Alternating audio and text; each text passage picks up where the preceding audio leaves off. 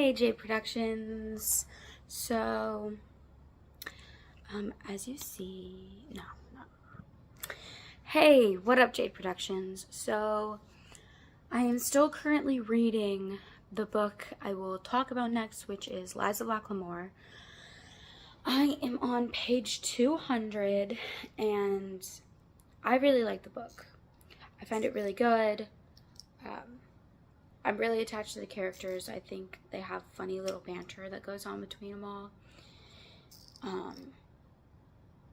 It's just taking me a while to get through the book because, like, with this book, like, it's filled with, like, you want to pay attention to every single detail because I feel it seems like it's all going to come back, like, full circle. So, like, as you're reading it between chapters, there's also, like, flashbacks that tell you, like, more about his, like, upbringing and his situation with, like, the thief maker, which if you're reading the book, you know who that is.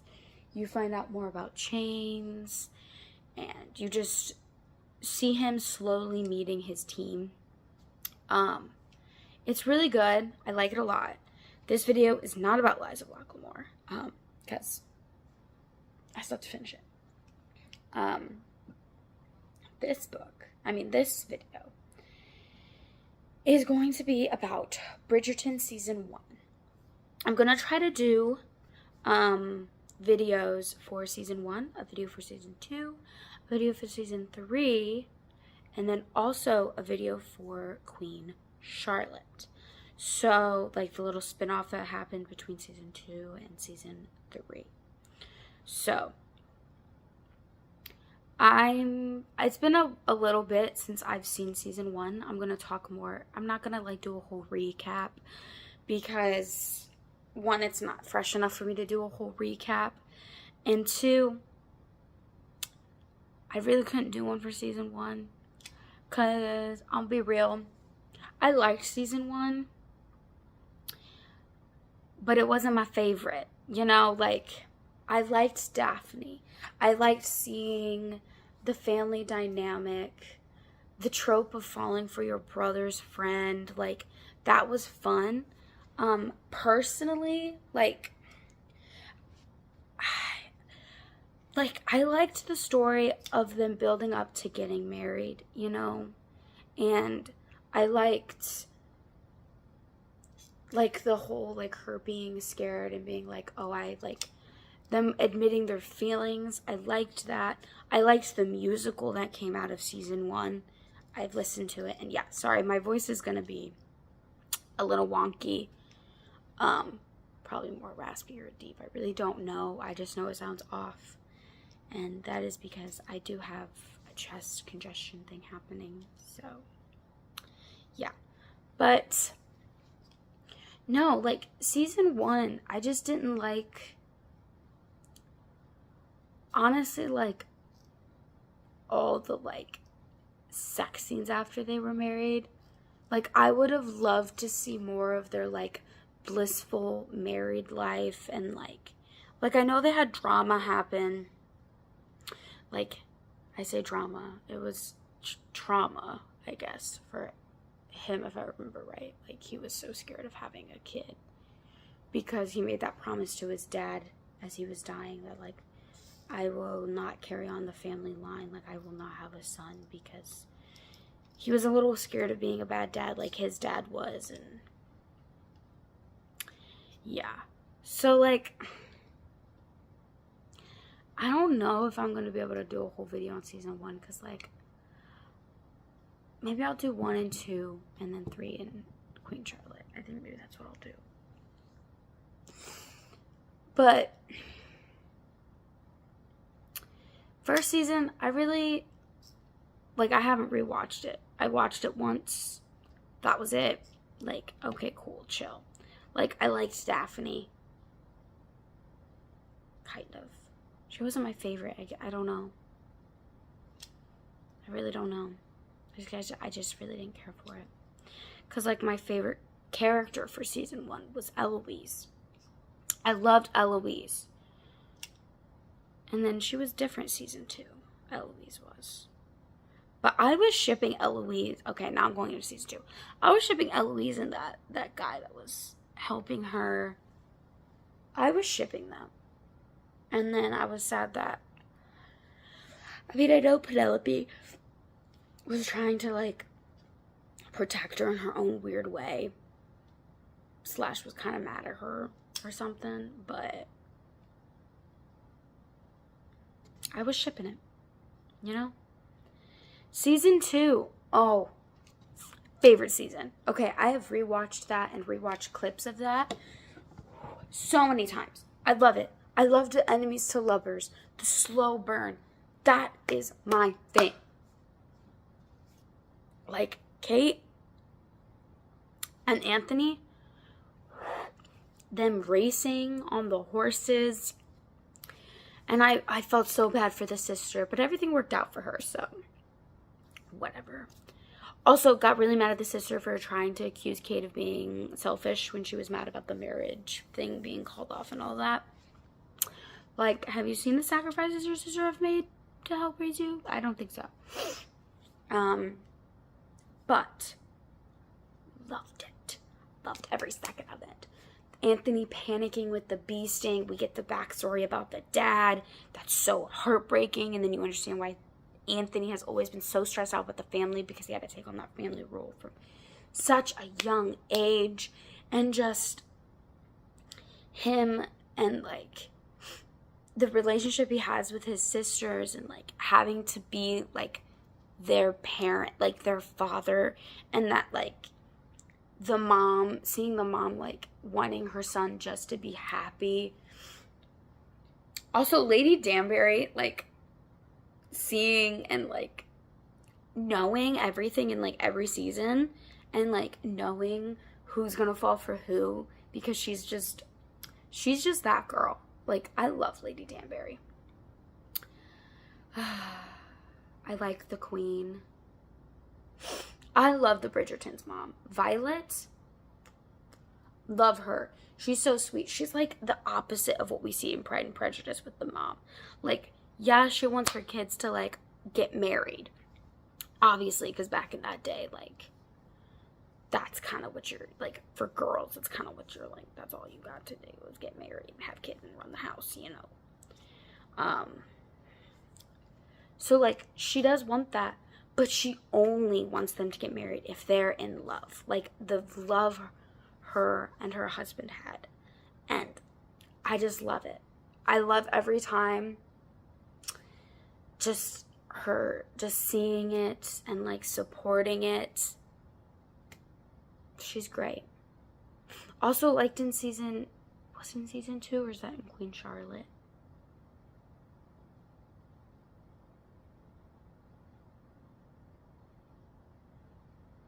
That might be in Queen Charlotte, where we get the whole backstories. All the backstories of Lady Danbury, Violet, and the Queen. I think that's in Queen Charlotte, so I won't talk about that. I'll talk about that in the Queen Charlotte video, but I love that. Honestly, I might get a lot of hate for this, but I don't really care for Benedict. Like, I have friends that watch Bridgerton, and from season 1 and 2, Benedict was their favorite character. I haven't recapped with them about season 3 because I watched it before they did. Sorry, Link. I accidentally woke my cat up. He was napping. I haven't recapped with them their thoughts on season 3 yet, so I'll probably do that before the video, but Benedict just wasn't my favorite, and it's probably just because, like, I don't know, he just isn't. I feel like they don't give him a lot of personality. I'm gonna get hate for that, and I know I am. I don't feel like they really give anybody real personality until it's, like, their season. Except for, like, Penelope and Eloise. I feel like their personalities have shown and developed throughout the shows. You kind of see, you see Lady Danbury's. I feel like you see the Queen's Violets and Lady Danbury's more in the spinoff. And yeah. Anyway, Anthony and Kate. Okay. So, like, when he's, like, they're sitting there slow dancing, and she's like, oh, like, everybody's watching. He's like, let them watch. Or she says it, and it's just like, y'all are so cute. Like, I love it. And then the being like, oh my gosh, oh my gosh. You are the bane of my existence and the object of all my desires. The best sayings come out of that one. Like, well, other than Queen Charlotte. I have those ones memorized sometimes. Kind of. But, like, that, and being like, I've loved you since we raced on the horses.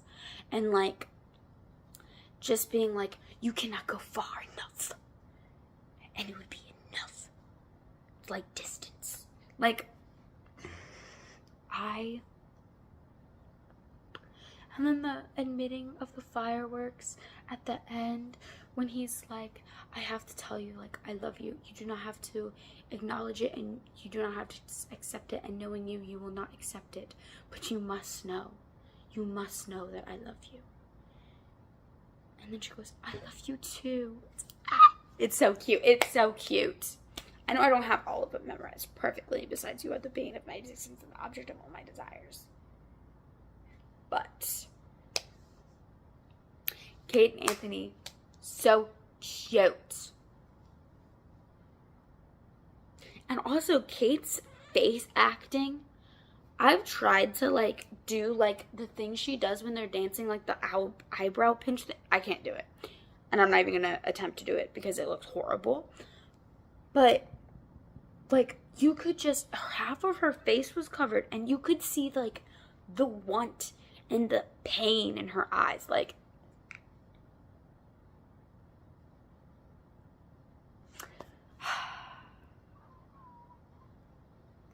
and his acting on his side, like,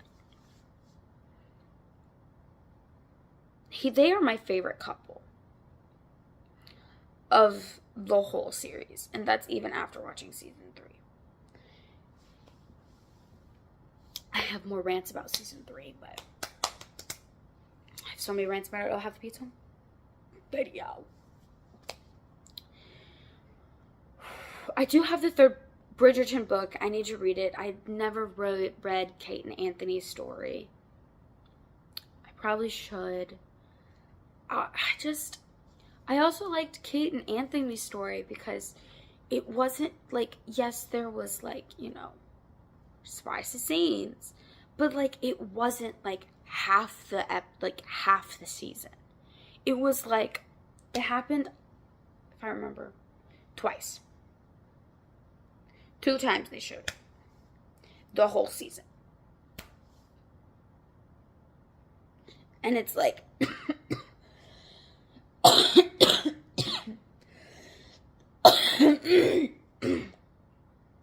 sorry.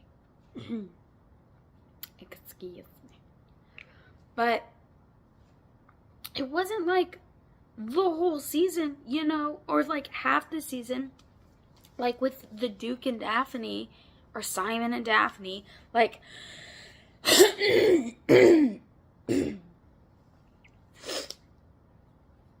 theirs was, once they got married, that was like every scene of them. I think Daphne and the Duke, their relationship's low-key toxic. Okay, I don't say it, because first off, like, I don't know, I won't say toxic, I guess. Maybe a little bit. I don't know. I haven't watched it. I just remember watching it and just kind of getting the ick of them because, like,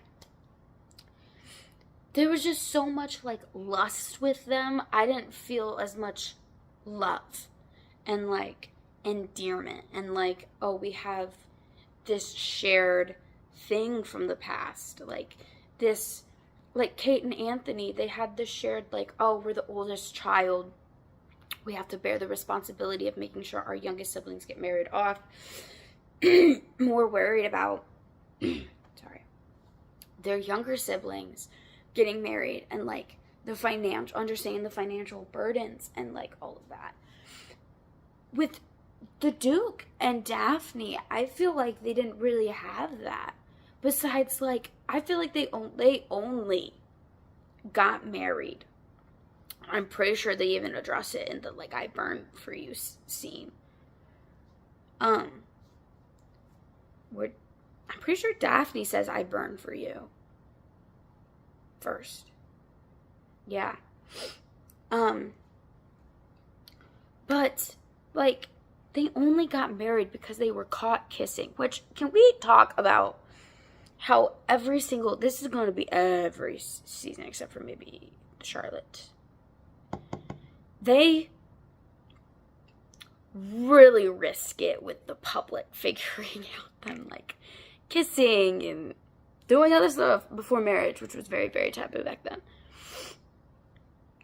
Some still find it taboo now. But, like, Daphne and the Duke only got married because they were caught by Anthony kissing in the garden, I think it was. Yeah. But, I will say, my favorite scene from season 1 is when the brother is trying to marry Daphne off to this guy. And, like, as the viewers, we know he's, like, this mean, like, not great guy. And he's, like, trying to pressure Daphne or whatever. And Daphne punches him. Like, that made me love Daphne so much. Like, she punches him. And the Duke finds out. And he ends up telling Anthony. I think he ends up telling Anthony. And then Anthony goes up and is like, oh, saying blah, blah, blah. And he goes, or do you want to talk about how you got that black eye and wanting a matching one?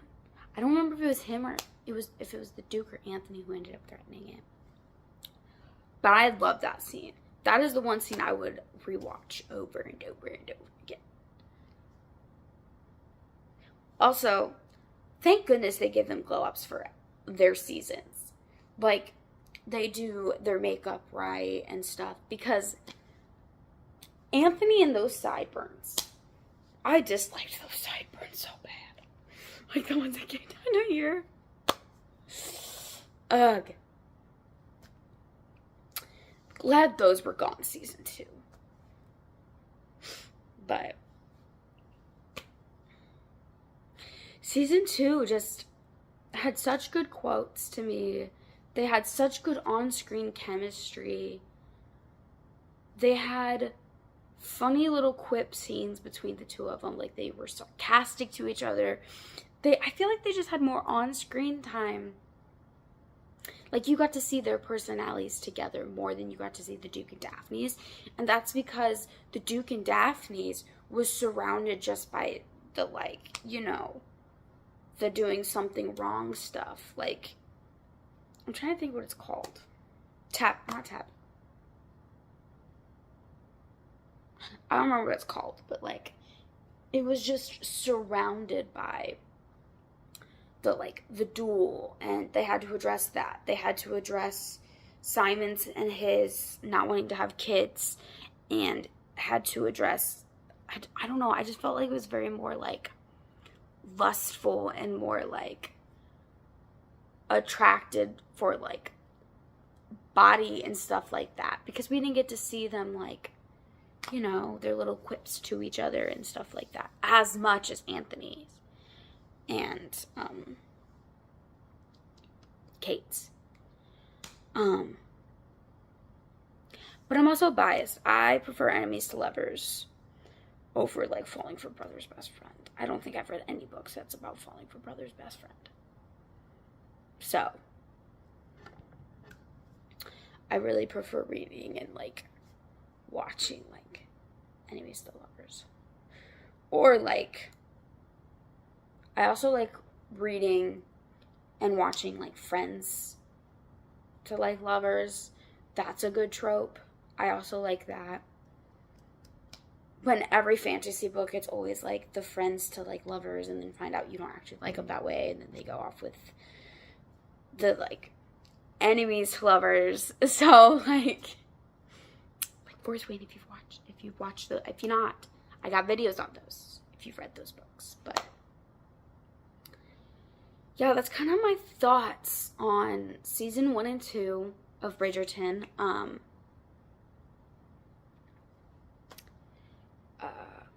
Yeah, this will hopefully be up at the same time as my other video. I will be wearing the same outfit. I'm going to be recording them in the same day because I have time to do it before work.